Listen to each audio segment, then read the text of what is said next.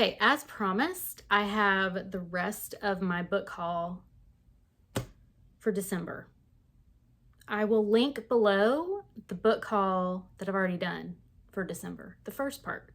This is the second part, and I have the books in my lap, but the cat wants to be in my lap right now. So there's various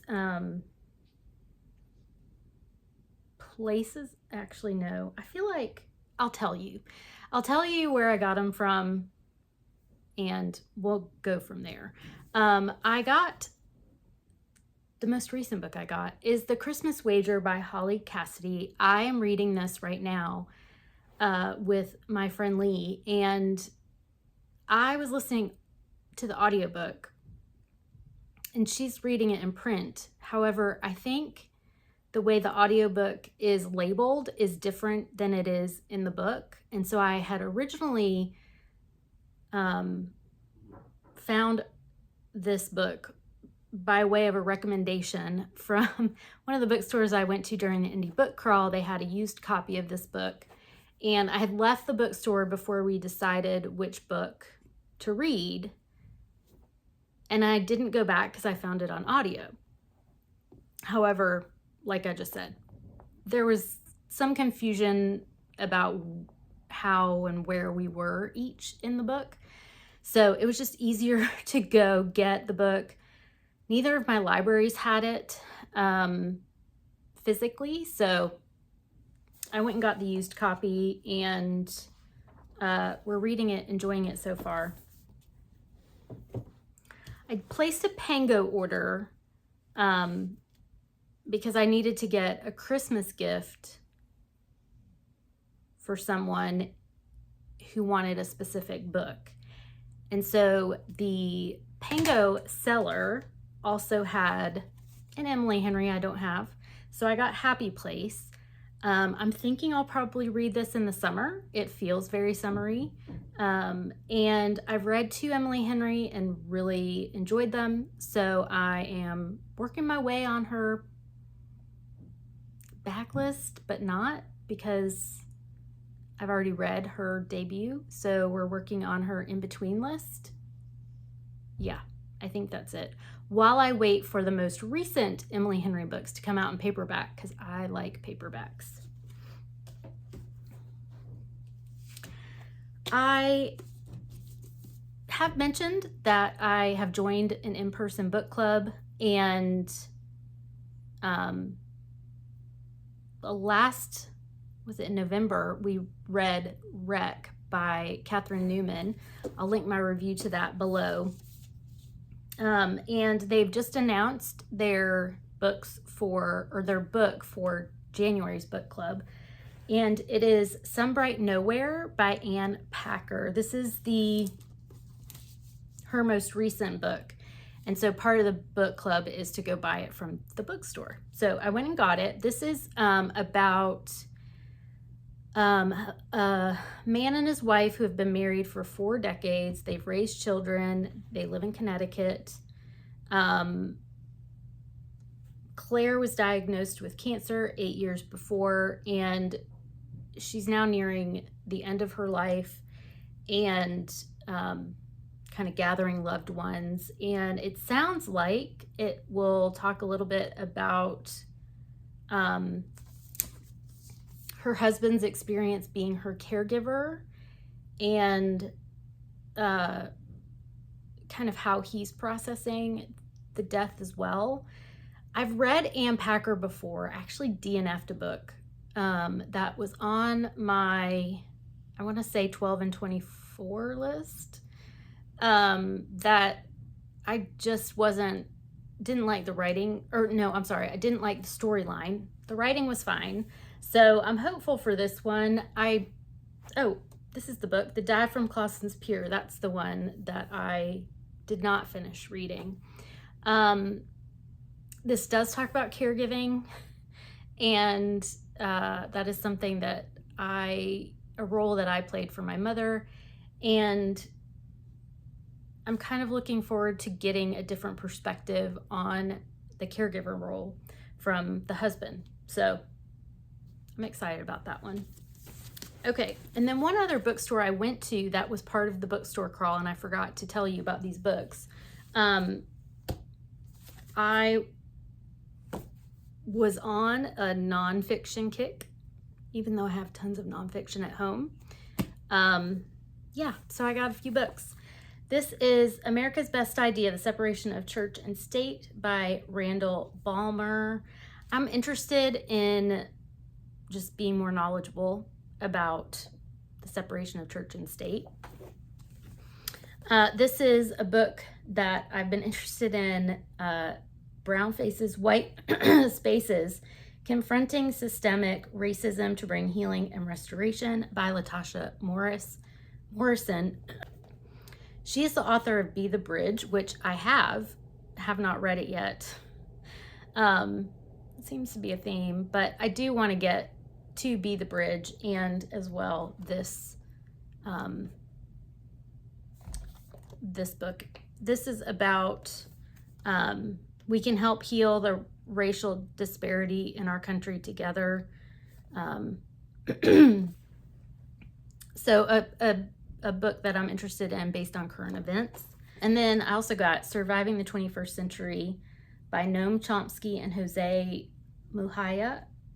Interviews by Saul Alvarez. It's an interview format, and it's about the former president of Uruguay and an ex-guerrilla acquired an international following for his message of sustainability and common sense. That's Pepe Mujica.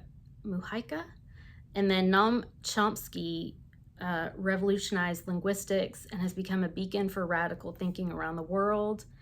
The meeting of these peerless figures emerge reflection on the major global issues of our time: climate change, corruption, populism, and the crisis of capitalism and the logic of the market economy, among many others.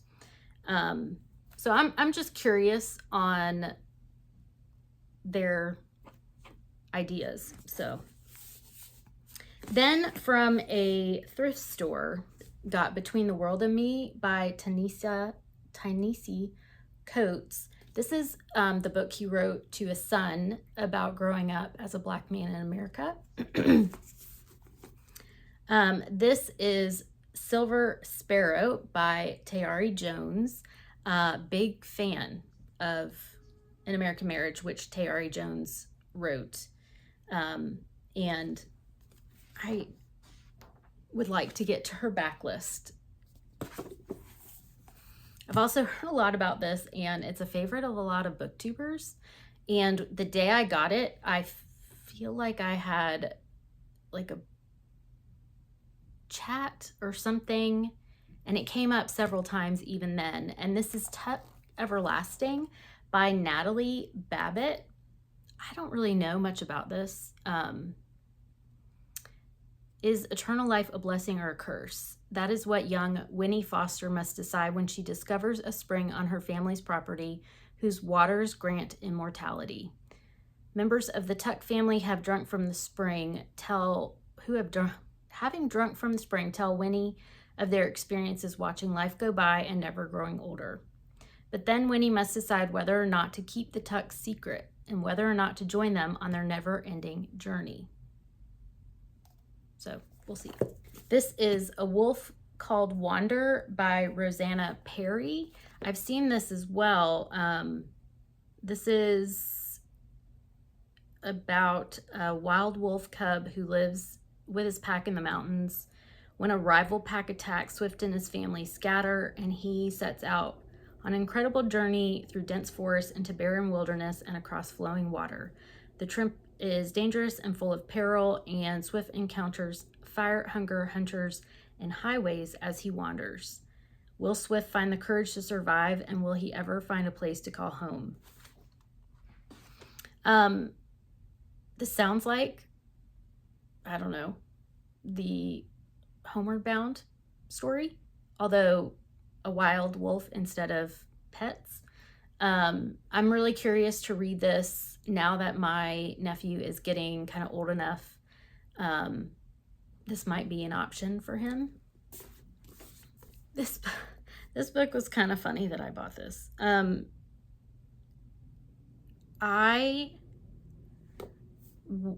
I do like sports. I like watching sports. I like the psychology of sports and sports performance. And this book caught my eye, and I just want to peruse it, which it helps that it was a thrift store. This is The Mindful Athlete, Secrets to Pure Performance by George Mumford, forward by Phil Jackson. I don't know anything about him, George Mumford. I know who Phil Jackson is. Michael Jordan credits George Mumford with transforming his on-court leadership of the Chicago Bulls and helping to lead the team to 6 NBA championships. Widely thought of as legendary coach, Phil Jackson's secret weapon, Mumford has also worked with Kobe Bryant, Shaquille O'Neal, Clint Dempsey, Olympic figure skater Sasha Cohen, and many others. So I'm just curious on this one. We'll see. And then this is a book that I have gotten out from the library before, and is another one of those weird books, sort of, that I'm curious about. And this is Tilt by Emma Pate. And it's about a woman who is 9 months pregnant, and she's at IKEA, and a massive earthquake hits, and I think she wanders trying to get home, maybe. Yeah, so that's kind of the books. I think that's all I got. And don't plan to get any more, unless of course I get a gift card for Christmas or something like that. Who knows? Let me know in the comments below if you've read any of these books, if you have thoughts on these books. I will be back tomorrow with another day of Vlogmas. I hope you're doing well, and thank you for being here. Bye.